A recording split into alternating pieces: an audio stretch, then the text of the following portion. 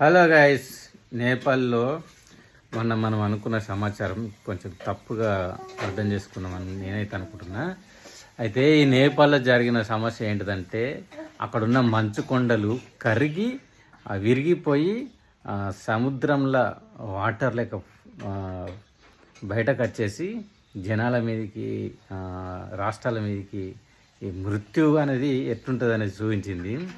అంటే 2000 అడుగుల ఎత్తు ఉన్న ఐసు గడ్డల శిఖరాలు విరిగిపోయి కరిగిపోయి అవి వాటర్గా మారి నేపాల్ మొత్తం సర్వనాశనం చేయడానికి కారణం ఇది. అంటే కలియుగం మొదలైందన్నమాట. సో ఒక్కొక్క మనిషి ఇక్కడ చూడండి ఎట్లా పరిగెత్తుతున్నారో, మృత్యువుతో పోరాడుతూ ఒక యముడు ఎమ్మట పడతాడు చూసినావా, మన సినిమాలలో చూస్తాం. సేమ్ అదే విధంగా ఒక్కొక్కళ్ళు ఎగవాడి ఉరుకుతూ ఉంటే కళ్ళెంపట నీళ్ళు వస్తున్నాయి ఫ్రెండ్స్.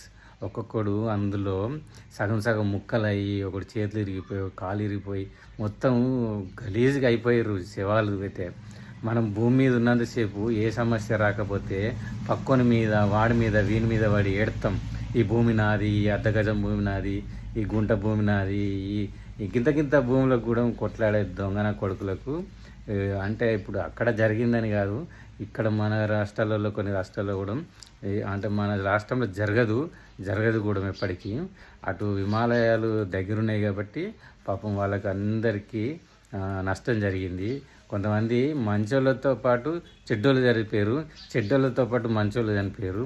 సో దేవుడు చెడ్డోడు మంచోడు అనేది చూడరు. ప్రకృతి అనేది చెడు మంచిది అసలుకి చూడదు. మనుషులే చెడు మంచి అనేది చూస్తారు. మంచి అనేది ఎప్పటికీ ఉండదు, చెడు ఎక్కువ ప్రభావితం చేస్తుంది. కానీ ఇప్పుడు ఇక్కడున్న నీతి పాఠం ఏంటిదంటే మనిషి ప్రతిసారి మంచి కోరుకోవాలి, చెడు కోరుకుంటే ఇటువంటి పరిస్థితులు వస్తాయి. చూసిరా, వాళ్ళు ప్రాణాలు చేతులు పెట్టుకొని అక్కడ నుంచి వాటరు ఎగబడి ఉరుకుతుర్రు. అయ్యో నా ప్రాణం బాయ్, అయ్యో నా ప్రాణం బాయ్. కానీ తప్పించుకునే అవకాశం ఎక్కడ లేదు. అంత వాటర్ వచ్చింది. ఒక 2000 శిఖరాలు ఎత్తున్న ఐసు గడ్డ అంటే ఒక ట్రైను, బొంబాయికి పోయే ట్రైన్ ఉంటుంది చూసినావా, అంత పొడుగు ఉంటుంది. అంత పెద్ద శిఖరాలు కూలి ఆ వాటర్ అంతా కరిగిపోయి కింద పడిపోయినాయి. ఆ వాటర్ కరిగిపోయిన వాటరే ఇప్పుడు నేపాల్లో ఉన్న మొత్తం రాష్ట్రాలను నాశనం చేసింది. అర్థమైందా? సో ఎప్పటికైనా ప్రకృతి ఏదో ఒక రోజు కసి తీర్చుకుంటుంది.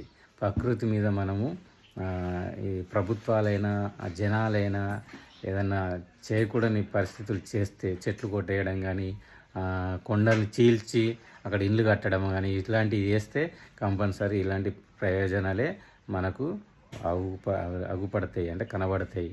మనం చేసిన తప్పులకు మనమే బాధ్యతలం. సో ఫ్రెండ్స్, ఈ వీడియోలో నీతి మీకు నచ్చినట్లయితే like and comment, share, follow చేయడం మాత్రం మర్చిపోకండి. Bye bye.